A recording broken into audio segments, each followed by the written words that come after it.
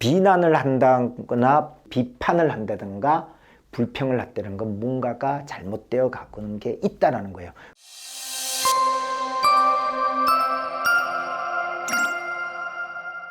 제가 솔직히 비난하는 거, 비판하는 거 사실 이런 걸 되게 좋아했어요. 왜냐하면 논쟁에서 이기는 것 같으니까.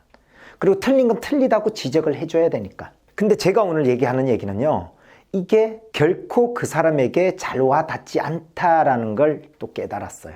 근데 깨달았지만 그게 될지 안 될지는 또 모르겠어요. 근데 중요한 건 인간이요, 사람 때문에 즐거운 것보다 사람 때문에 고민하는 것이 훨씬 많다고 그래요. 사람이 살아가는 것에 대한, 사람 관계에 대한 고민이 많다라는 얘기는요, 서로 마음의 양보가 그닥 없거나 내 생각을 주장하고 있는 거기 때문에 그렇지 않느냐, 이런 생각이 들어요. 근데 옛날에 그 태권도 관장님들 앞에서 제가 강의를 막 할 때 난 거기에서 막 공격적인 말을 되게 많이 했어요. 그런데 어떤 분이 나한테 이런 얘기를 했어요.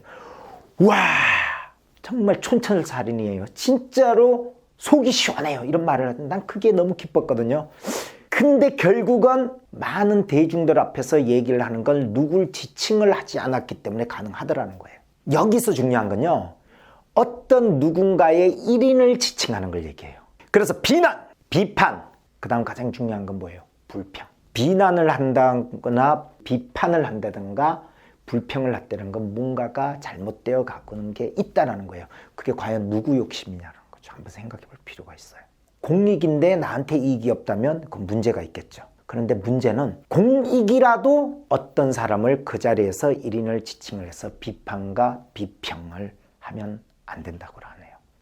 제가 이제서야 조금 깨달았습니다. 그 링컨 대통령이 굉장히 유명한 링컨 대통령이 노예 해방을 했죠. 그죠?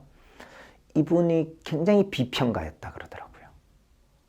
어느 정도 비평이었냐면 정말 이 사람을 비평하다 안 되면 그냥 그 사람이 다니는 길목에다가 정말 그 사람이 깨달을 만큼 글을 적어놓고 던지고 갈 정도래요. 근데 그게 결국 좋게 왔을까요? 결국은 어떤 정치인은 정말 대결까지 하자라는 말을 들었답니다. 결국은 비난과 비평은 스스로를 정당화시키는 말이라는 걸 알았다고 얘기를 하네요. 이런 생각을 해요. 세상에서 도망치는 새가 만약 있다면 그걸 어떤 수를 써서라도 잡아올 수 있다라고 그러네요.